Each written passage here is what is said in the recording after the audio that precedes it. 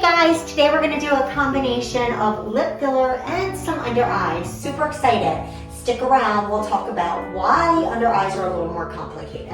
So what I'm assessing right now is under eyes. We just did some lip, and for somebody as youthful and these amazing cheekbones, one thing that I realize is I don't so much need to create a cheek here because I already have that. Where I need to put a little bit of volume is actually into the tear trough. So sometimes we call it a pseudo tear trough if they need more lift from the cheek. But in this case, we could get away with just doing a little bit of filler into the tear trough itself and then doing a little bit of support here with the same product to create it to look more like that. Why do people need a cheek plus the tear trough sometimes? Sometimes people need a cheek because as we age, oftentimes this gets flat. And if we're starting with a cheek that looks more like this, we have to be concerned about connecting the dots, what I would say. Creating a little bit of more volume in the cheek, which then would hold the tear trough because the orbital bone actually starts to diminish as we age as well, so we need to connect the two. And so without the cheek, we might look like a little sausage if we just... Correct. It would overfill the eye area. Now, people who aren't candidates for under eyes, if they have really deep set eyes or have a lot of pillowing underneath, which is some issues with possible fat pads, and then we would refer out. But Olivia is such a kick butt client and so young and Yes, gorgeous. this So we just is get to easy. So I'm going to have you totally relax the best that you can. Look straight forward. But I want to come more from here so I can get all the way up into this area. What I'm trying to mark is the infraorbital bundle, but I know I'm a little bit to the side of it, but for me, I want to come from more lateral, dive in, and then back up towards the surface with the cannula. And I'm going to actually hyperdilute her Restylane, which means I'm adding some bacteriostatic, so she's still getting the same amount of Restylane, but I'm going to spread it a little bit softer for her since she's so young. Would she be a candidate for PRP under the eyes or not quite yet?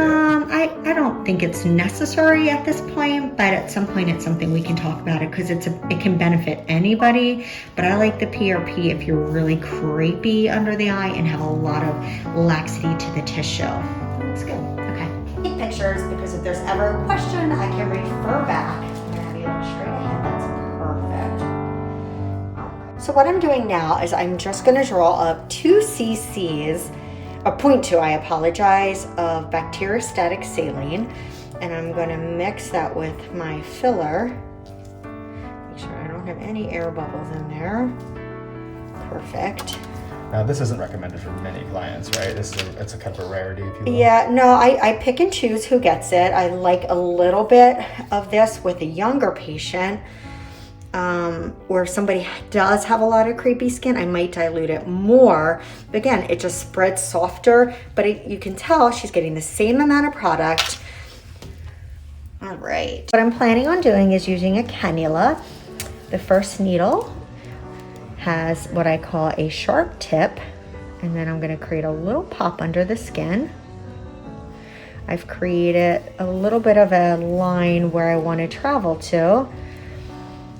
And then the cannula is a blunt tip, so I can go in that same hole and travel to where I need, hopefully decreasing bruising. Doesn't necessarily mean she won't bruise, but I'm able to travel all the way up to here, and you can see where my needle tip is.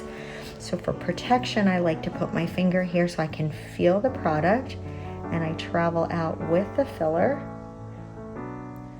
And for a younger face, I do like to do a little tiny bit at this medial cheek, so you're going to see a pop again.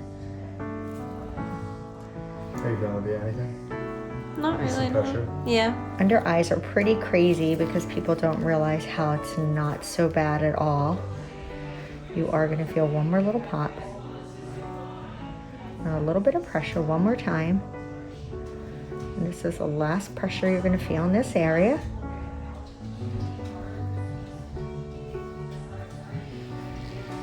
Beautiful. And I'm going to save a little bit because I am going to give her a little bit of support out here at the end. I should point out you can see the difference already. Yeah, it's pretty crazy. Oh, yeah, it looks so good. Beautiful. So I'm gonna finish out with a straight needle for a quick bolus to give some lateral support. Kind of like a Hershey kiss.